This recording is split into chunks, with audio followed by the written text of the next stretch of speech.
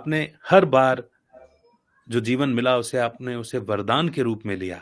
हर परीक्षा को आपने एक चुनौती के रूप में मिला। एक छोटा-सा बच्चा, मैं तो उस बात से भी बहुत प्रभावित हूँ। प्रभावित क्या हूँ मैं, मेरे जीवन पर वो मरते दम तक वो एक छाप की तरह रहेगी कि वो माँ कितनी देवी की तरह रही है, जिन्होंने ये कहा कि मेरे बच्चे का आत्मबल, आत्मसम्मान, मनोबल ये नहीं टूटना चाहिए। भले ही ये वर्तमान शिक्षा उस तक पहुँचे या ना पहुँचे। और ये एक माँ ही कर सकती है, जो 16 साल की उम्र में आपके साथ हुआ। मैं उनको भी बहुत नमन करता हूँ, आपके पिताजी को भी साधुवाद है कि हर पल वो आपके साथ हैं, आपके आपके पिता भी हैं, माताजी के जाने के बाद आपकी माँ भी बने, आपके दोस्त भी बने। कमाल एग्जैक्टली। है। इसीलिए मैं ये कहता हूँ कि पहले वो दो दिल एक जान थे, अब एक दिल दो जान है। कमाल है। मैं कह रहा हूँ ना कि आपने अपने बारे में जो भी बताया, वो हर एक शब्द, हर एक घटना वो प्रेरणाओं के रूप में है। हार्दिक भाई, बहुत सारे सवाल भी हैं और निःशब्द सा हूँ, मैंने कहा था कि मिक्स्ड इमोशंस होंगे, मैंने पहले ही कह दिया था आपको सुनने के बाद। पर फिर भी कुछ एक बातें जो मन में उठ रही हैं, वो मैं आपसे पूछूँगा। अ, जब आपको ये समझ में आया कि आपका जीवन औरों से अलग है या आपके साथ ऐसा कुछ हुआ, क्या कभी आपको शिकायतें नहीं हुई अपने जीवन से, भगवान से, परिस्थितियों से? शिकायतें तो कई बार हुई, बार-बार हुई। अ, जब भी कुछ नया चैलेंज आया मेरे जीवन में, सबसे पहली तो शिकायत ही रही।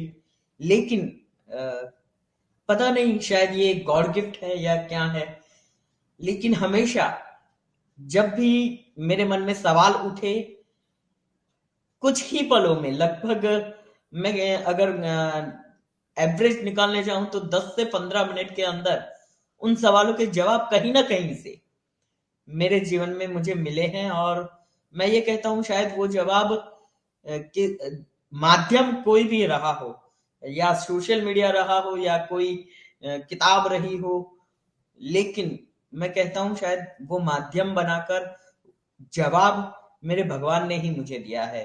मैं मेरे भगवान को जैसे एकदम क्रिस्टल क्लियर सुन सकता हूँ, वो मुझे जवाब देते रहते हैं। और इसी कारण वो फरियाद, वो सवाल, वो जो मुश्किलों के सामने एक लड़ने की भावना, वो दूर ही हो जाती है और एकदम से चेहरे पर एक खिलखिलाता हुआ स्माइल आ जाता है कि ये देखो, मेरे भगवान ने मुझे जवाब दे दिया मेरे इस सवाल का। तो कई बार मैं बहुत फरियाद मेरे मन में आई है, कई बार सवाल आए हैं कि मेरा ही जीवन ऐसा क्यों, लेकिन क्यों का जवाब मेरे भगवान ने मुझे हमेशा दिया है। ये कमाल की बात है। 2 सवाल आ रहे हैं मेरे मन में। पहला, सबसे खुशी की बात तो ये है कि आप अपने आप को भगवान का बच्चा, भगवान की संतान मान के चलते हैं। दूसरी बात, ये बात तय है कि भगवान किसी न किसी को माध्यम बना कर के जवाब देता है। आप अपने भगवान को सुन सकते हैं, ये भी बड़ी खुशी की बात है। पर मैं जहाँ तक समझता हूँ कि जब बचपन में सोशल मीडिया का दौर भी नहीं रहा होगा, उस वक़्त कहीं न कहीं, जैसा कि मैं आपके माता-पिता को देख पा रहा हूँ, कहीं न कहीं आपके लिए आपके अंदर मनोबल भरने का सबसे बड़ा माध्यम जो है, वो आपके माता-पिता बने हैं। तो जब आपको बिल्कुल।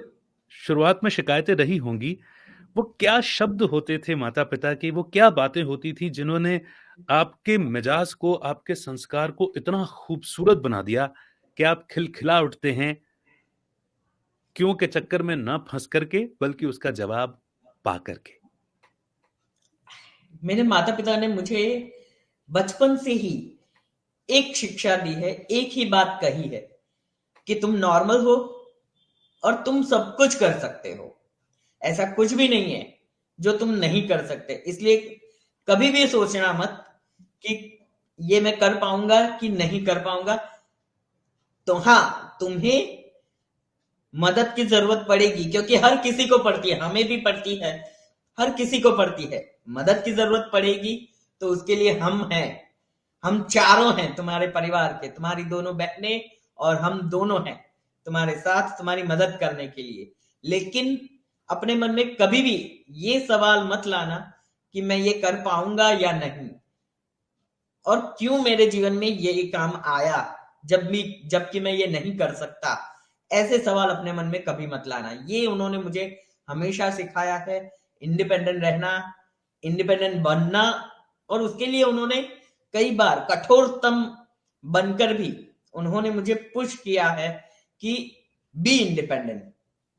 तो इसी कारण उन्होंने मेरे अंदर, इन्हीं शब्दों से मेरे अंदर आत्मविश्वास भरा है कि दुनिया का कोई काम ऐसा नहीं जो मैं नहीं कर सकता।